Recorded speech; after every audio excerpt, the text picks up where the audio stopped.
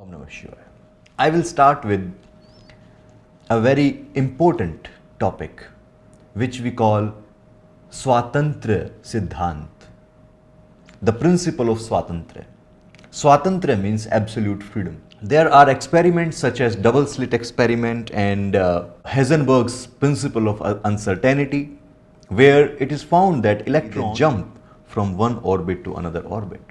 So there is no certainty. And also in quantum physics we understand that the position of the observer is very important. There was this debate between Albert Einstein and Niels Bohr, where Albert Einstein said that he, the God, cannot just play a game of dice. That means this universe cannot be a result of game of dice. To which Niels Bohr replied, don't tell God what to do and what not to do. In Pratyabhijñā Shastra, the first sutra is Chiti Swatantra Vishwa Siddhi Hetu. Chiti, the Chaitanya. Chaitanya means the light of knowing. The light of this self-aware awareness is Swatantra. Swatantra means it is absolute free for creation, sustenance and disruption of the universe. It can emanate the universe from itself whenever it wants. It can sustain the universe as long as it wants, and then it can absorb back the universe when it wants.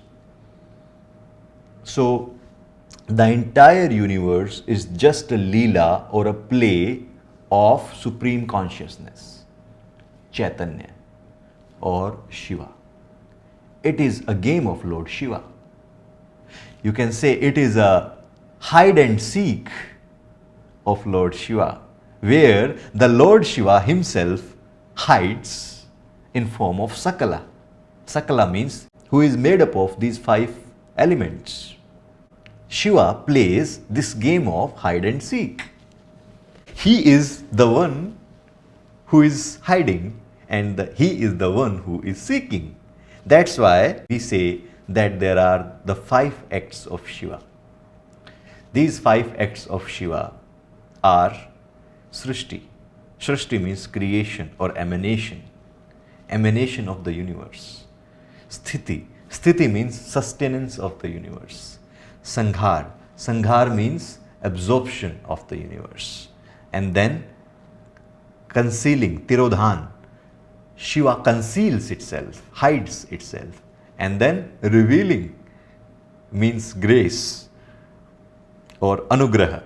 Because of its own anugraha power, Shakti, it reveals back. So Shiva plays this game of hide and seek. This is the dance of Shiva. This is the game of Shiva. We also, like Shiva, we also do these 5 activities on day-to-day basis. For example, there is a paper. When I take a book in my hand, I have created this, because unless something is observed, you can say there is no existence of it. So when I start observing it, I created this creation. Then when I am reading it, I am sustaining it. And then I keep it aside, or I am thinking about something else, or I am lost in other senses, then I have absorbed this. This is no longer available to me now. Also, when you do something, like for example, when you are putting a thread into the hole of the needle, when you are putting this thread into needle, what about your other senses? There are chances that when you are putting this thread, you might not hear anything. Something is happening around you, but you are not able to hear because all your attention is into this thread and the hole. So you can say you conceal the other senses when you are doing this act. Other things are concealed. Chaitya sankochini chittam. In Pratyabhijñā we will read this. That consciousness contracts itself to experience the world. The supreme consciousness or the Shiva or the self-aware awareness, it cannot experience the world without contracting itself. So it has to contract itself to experience it. Like I just gave you an example. If Shiva wants to put a thread into a needle, then Shiva has to take this form and contract its awareness on this point, and then only you can put the thread into the needle. Chaitya sankochini chittam. It contracts itself and becomes chittam, the mind. We will talk about it in detail. And then finally, grace. Ishvare anugraha devi. By the grace of Lord Shiva only, we realize back, we recognize ourselves. All the words like enlightenment, self-realization are not the right words.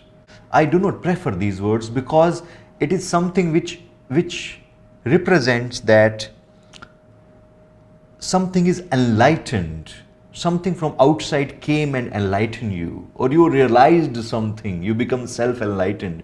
It looks like something big, but the real word that we use in Shaivism, we call it self-recognition. Pratyabhijñā, knowledge or recognition of yourself. You can only recognize something when you already know it. Like you meet a friend after 10 years, you can recognize him. Why you are able to recognize? Because you met him 10 years back. In the same way, you recognize your true self or your Shiva nature. Why? Because you have been Shiva already. Right? This is what we call self-recognition. When the Buddha realizes, he never says, I have attained something. He says that I realized whatever already was. So it is self-recognition. All the masters, Ramana Maharishi,